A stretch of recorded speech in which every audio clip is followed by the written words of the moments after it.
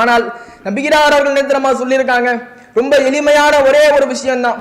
நபிகளார் அவர்கள் கற்றுத்தந்த ஒரே ஒரு விஷயம், முஹர்ரம் மாதத்தில் நோன்பு நோட்டு இருக்கின்றார்கள். அவ்வளவுதானே தவிர இவர்கள் கூறக்கூடிய இந்த தாம்பத்திய உறவுல இணையக்கூடாது, மீன் சாப்பிடக்கூடாது, தீ குளிக்கணும், ஆண்கள் எல்லாம் சேர்ந்து குதிரையில் பயணிக்கணும், உப்பு மிளகு கொடுக்கணும், மோர் கொடுக்கணும், கொழுக்கட்டை கொடுக்கணும், மிருக வதை செய்யணும், தன்னையே சித்திரத்து இறைவனிற்காக பலி கொடுக்கணும் என்கிற எந்த ஒரு விஷயத்தையும் நபிகளார் அவர்கள் கற்றுத்தரவில்லை. நபிகளார் அவர்கள் மார்க்கத்தை எளிமையாக சொல்லியிருக்கையில் இவர்கள் நம்முடைய மார்க்கத்தில் பல அனாச்சாரமான விஷயத்தை சேர்த்து நபிகளார் அவர்கள் எதையெல்லாம் தன்னுடைய மார்க்கத்தை விட்டு தடுத்திருந்தார்களோ அதையெல்லாம் நம்முடைய மார்க்கத்தில் இணைக்கக்கூடியவர்களாக இருக்கின்றார்களே.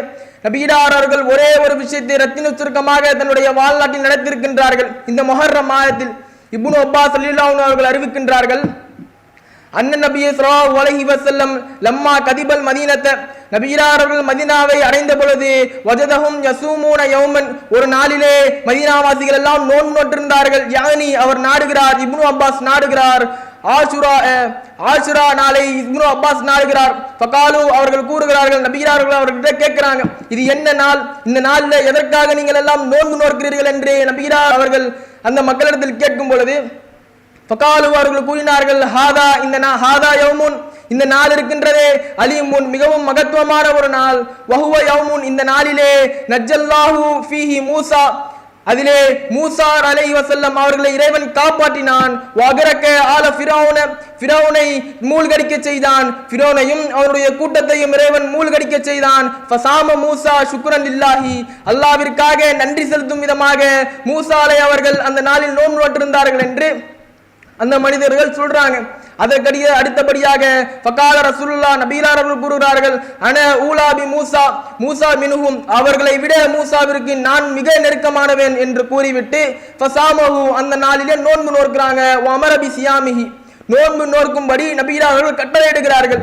இவ்வளவுதானே தவிர எந்த ஒரு விஷயத்தையும் நபிகளார் அவர்கள் அந்த முஹர்ரம் மாதத்தில் கூட்டவில்லை.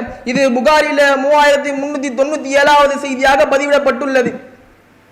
நபிகளார் அவர்கள் தன்னுடைய மார்க்கத்தை இவ்வளவு எளிமையாக சொல்லியிருக்க, எளிமையான வழியில் காட்டியிருக்க, தன்னுடைய மார்க்கத்தில் புதிதாக பல விஷயங்களை உண்டுபடுத்துகின்றார்கள். இறைவனிற்கே மார்க்கம் சொல்லிக் கொடுக்கக்கூடிய அளவிற்கு தன்னுடைய பிதஅத்தை அதிகப்படுத்திக் கொண்டிருக்கின்றார்கள்.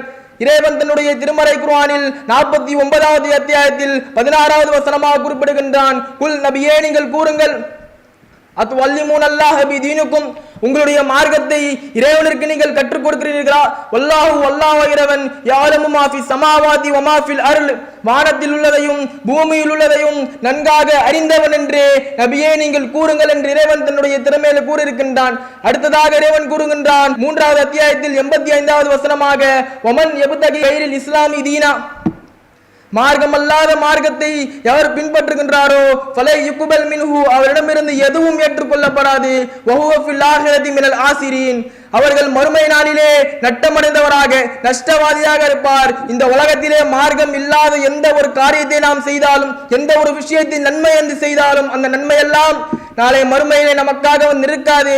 நபிகளார் அவர்கள் எளிமையாக இந்த மார்க்கத்தை சொல்லிவிட்டு சென்றிருக்கின்றார்கள். எளிமையான விதத்தில் நன்மைகளை கொடுத்திருக்கின்றார்கள். தொழுகையா, அதிலே எளிமையான விஷயத்தை நபிகளார் அவர்கள் கடைபிடித்திருக்கின்றார்கள். ஆகையால் இந்த மாதிரியான பிதஅத்தான காரியத்தை நம்பிவிட்டு அதற்குள் நாம் செல்லாமல் இந்த பிதஅத்தான காரியத்தை அழித்தொழிப்பதற்கு இறைவன் நம்முடன் இருப்பானாக என்று கூறி எனது உரை நிறைவு செய்கிறேன். அஸ்ஸலாமு அலைக்கும் வரஹ்மத்துல்லாஹ்.